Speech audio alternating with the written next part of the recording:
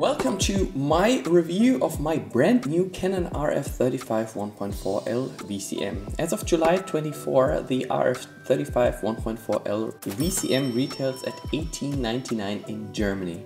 We tested the lens on my Canon EOS R3, the new R1 and the R5 Mark II. If you would like to actively support my channel, you're welcome to buy the memory card, camera back, camera and the lens via the link in the description. VCM stands for Voice Coil Motor, which is supposed to ensure a smooth and fast focus.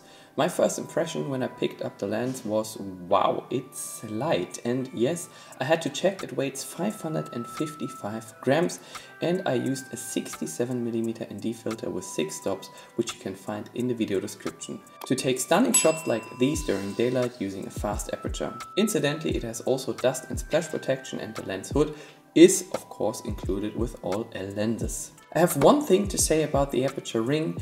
Nice to have, but nowhere near as good as from Sony.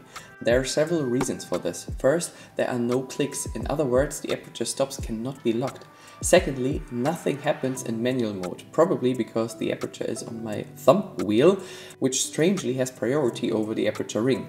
In video mode, the aperture changes immediately as soon as I turn the ring when shooting in manual mode. Who is a lens like this actually suitable for? Well, for anyone who is prepared to invest so much money, need a super all-rounder that is also extremely fast, produces a super nice bokeh, is lightweight, shoots and films at weddings, for nature, details, product photography and, of course, events. If you use it for something else, please let me know for what. I would almost say that the 35 1.4 has extremely pronounced vignetting, but why worry with Adobe Lightroom? There doesn't seem to be anything like chromatic aberrations anymore, and flare looks like this, in my point of view, super nice.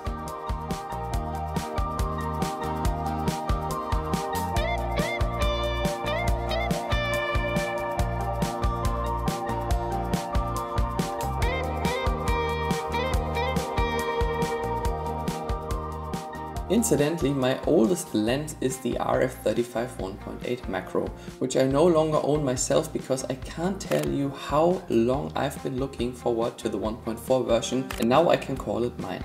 The minimum focusing distance is 28 centimeters, which is no macro anymore, but to be honest, I don't care, the shots look amazing.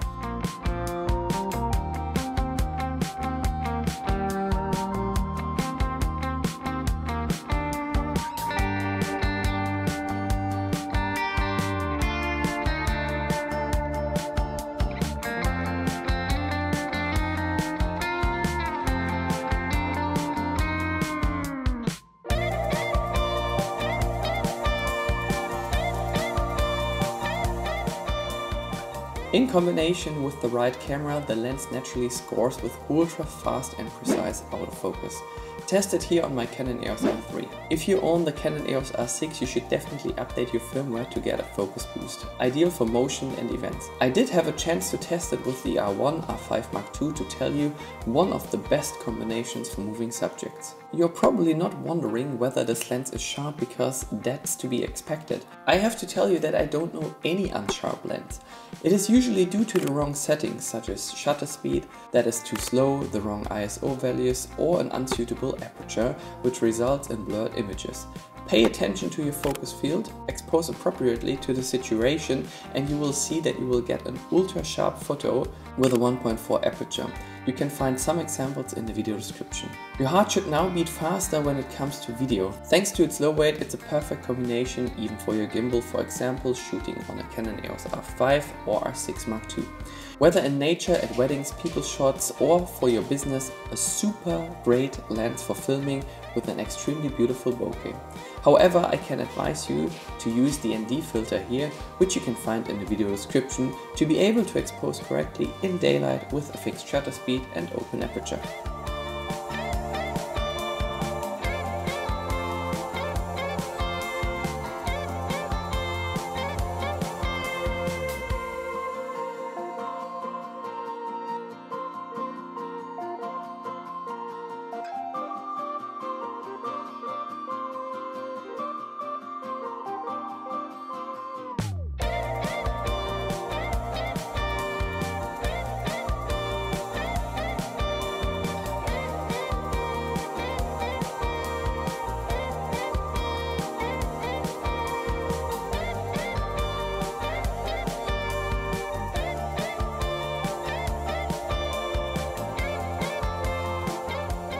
And where else can you use such a great lens? Of course for street photography. Of course also in low light, because the ISO can be kept significantly lower than with an f4 aperture, for example.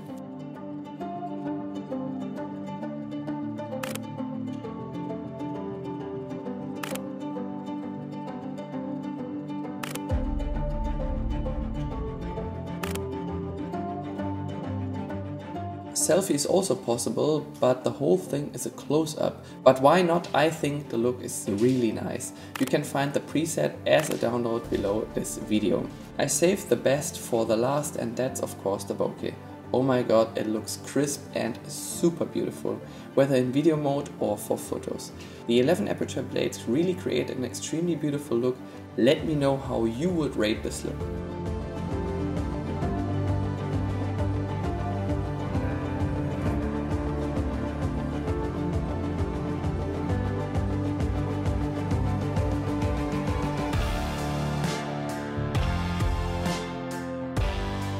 Well, $18.99 is not really a bargain for a 35mm lens with a 1.4 aperture, but over the next few months or years I would think this lens will level off at around 1500 euros. You can expect an extremely quiet autofocus, a short focusing distance, the most beautiful bokeh on a 35mm lens from Canon, a light weight of only 555 grams and an extremely cool look. I simply love a 35mm as a focal length.